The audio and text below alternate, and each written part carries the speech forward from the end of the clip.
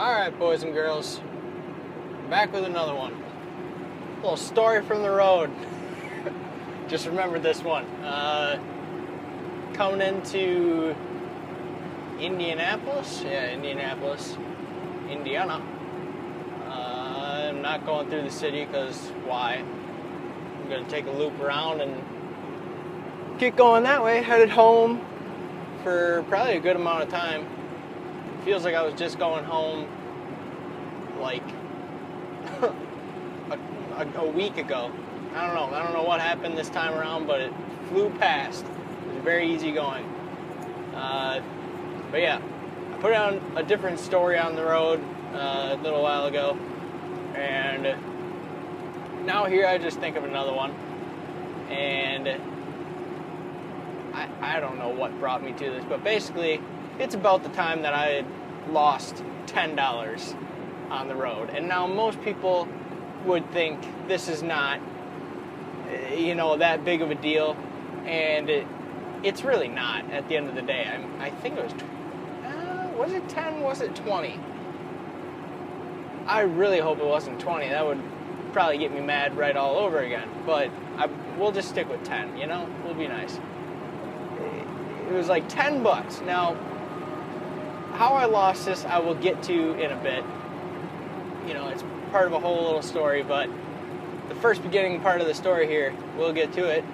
Out on the road, as is,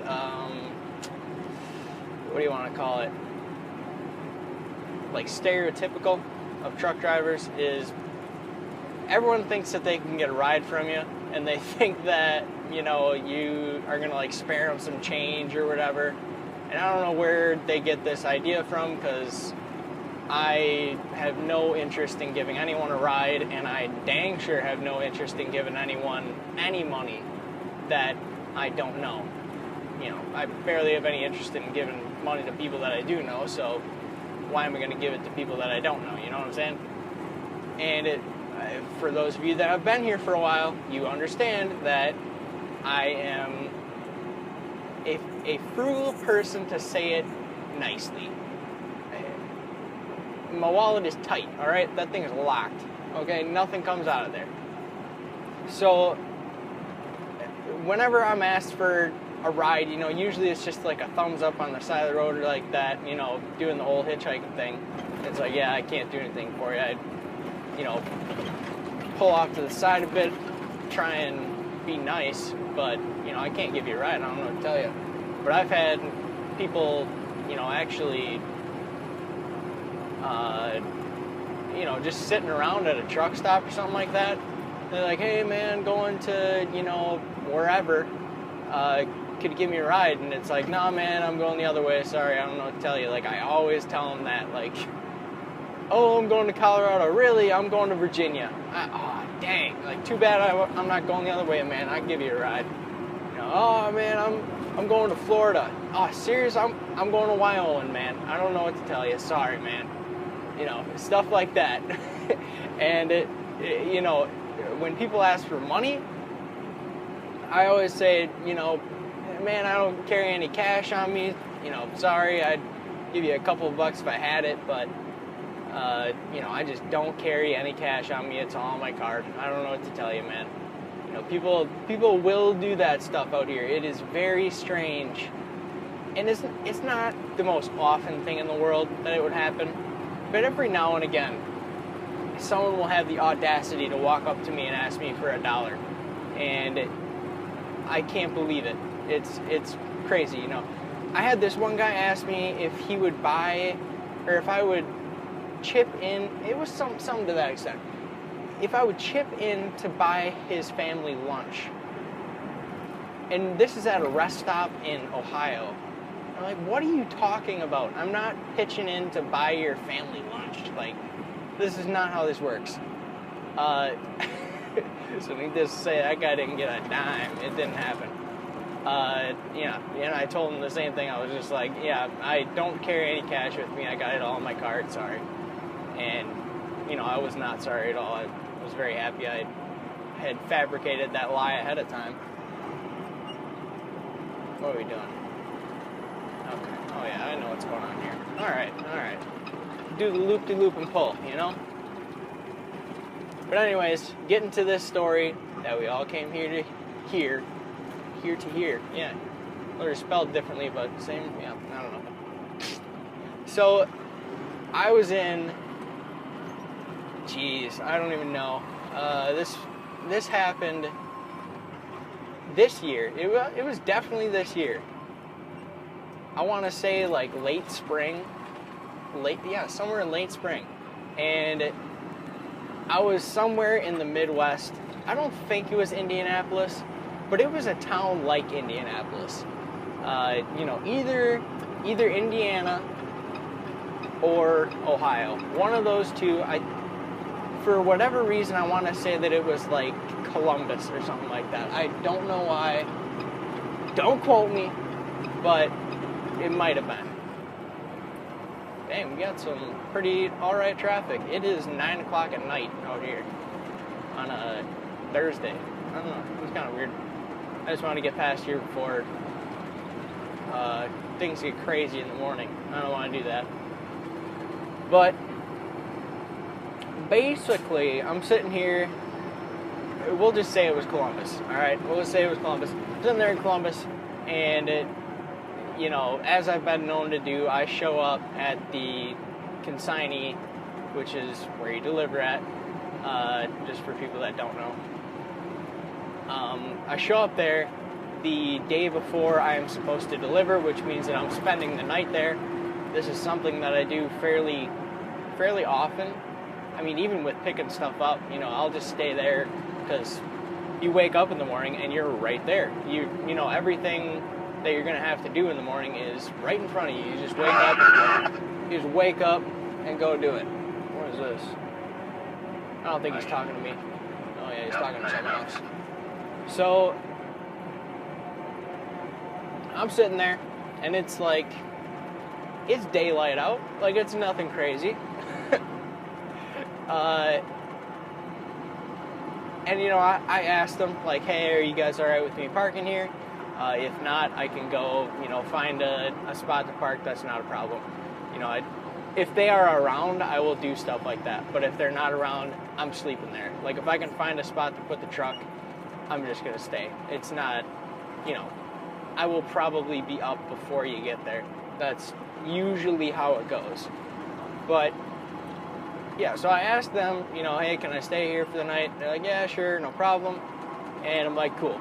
Close the shades, get in the bunk. And I'm sitting in there for probably an hour, maybe 2. I don't think it was 2. It wasn't very long. It was long enough that I was relaxed back there, but I wasn't it hadn't gotten dark yet. But the place was closed, so it had to have been 6 o'clock, something like that. And I hear a knock on my door, and I'm like, oh, I guess, someone must be closing up shop, and they, just want me to move somewhere else because whatever reason or whatever, I don't know. And I opened the door, and I'm like, hey, man, how's it going? And he's like, hey, man, not too bad. How about you? And I'm like, oh, not too bad. Am I all right where I'm parked? Something to that effect. And he's just like, oh, yeah, you're fine. Man, actually, I locked my wallet inside. And everyone went home. Guy with the key, he's out of here. And I got to get gas in my truck to make it home for the night. Would you mind sparing me $10 so I could put gas in the truck, and I'll pay you back in the morning? And in my mind, my guard is down at this point. Because what in the world? These guys talking are throwing me off a little bit. But in my mind, he works there. So I'm like, my guard is completely down. I trust this guy within reason. I'm not gonna, whatever. I don't trust him that much, but I trust him enough to be like, oh yeah, you're coming back in the morning, that sort of thing. So he's like, yeah, man, I really need $10 to put gas in the tank, and I'll pay you back in the morning. Do you have $10 that I could spare? And I'm like, I bet you that I do. And I go looking, and I'm like, oh yeah, I got it. Here you go. I'll see you in the morning. Pay me back then. And he's like, thanks, man. I really appreciate it. You want me to pick you something up for breakfast or something? And I'm like, no, that's fine. Don't worry about it. Usually I eat a light breakfast anyways. That sort of stuff. I'm trying to just be like, dude, just leave me alone. Like, get the heck out of here. I'm assuming that's what you want to do anyways. So, quit hanging around. That sort of deal. And he's like, sure, man, it's not a problem. I'll probably stop and pick something up for myself. What do you like? And I'm like, no, it's not like that. Like, I've got stuff in the truck. I'll just eat that in the morning. That's what I usually do anyways. It's a good habit to keep or whatever. And he's like, okay, well, thanks, man. I really appreciate it, and I'll see you in the morning. And I'm like, all right, sounds good. Have a good one, man. And shut the door. And it took me about 5 to 10 minutes to realize I was never going to see that $10 ever again. Oh man, just thinking about it makes me slightly angry because he sold it so good. That's the problem. He sold it like he worked there, and he also had the audacity to stick around after I gave him the money and be like, oh man, I appreciate this so much, playing into the trust thing a whole bunch, stuff like that. He sold it so dang good, and I mean, it just, it makes me very angry that this dude got away with my $10, which is way too much money to literally throw out my window. It's just way too much money.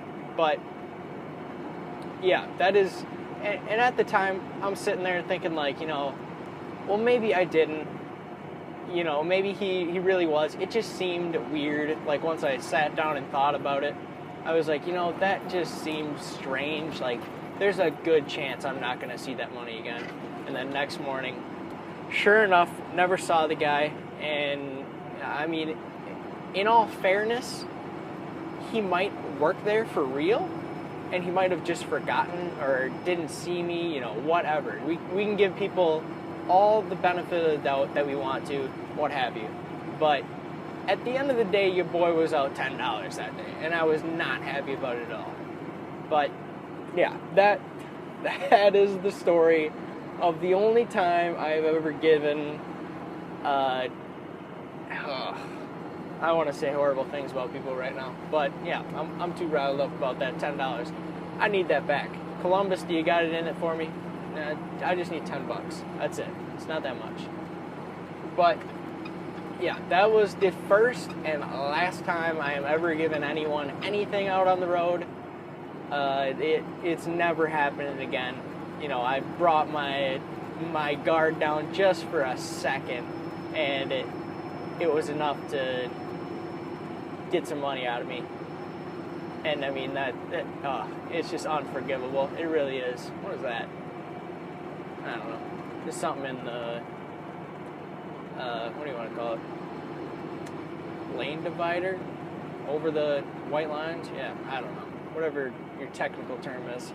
But yeah, I mean, I kind of gave away the whole conclusion, moral to the story situation. Do not trust anyone out here. Don't do it. I've heard other stories about guys that, I mean, this is like down the YouTube grapevine right here, but I've heard of guys that, like, they got a knock on their door, and they were like, open the door, see what's going on, like, oh, are you guys ready to unload me, or you want me to move somewhere? And then they get dragged out of the truck and, beaten and robbed. I've heard all kinds of stuff like that, and it's like, man, you really can't trust anyone out here. It's a horrible existence to have to, not trust people. Kind of sucks, but I don't know. That is the world that we live in, I guess. Kind of sucks, but yeah. I think you all got the point now. So yeah, that's my second story from the road. Maybe this will be like a little series or something, if I can think of more of them. But I don't know. We'll see what happens. But yeah, I'm checking out, and I will catch y'all on the next one. Bye bye.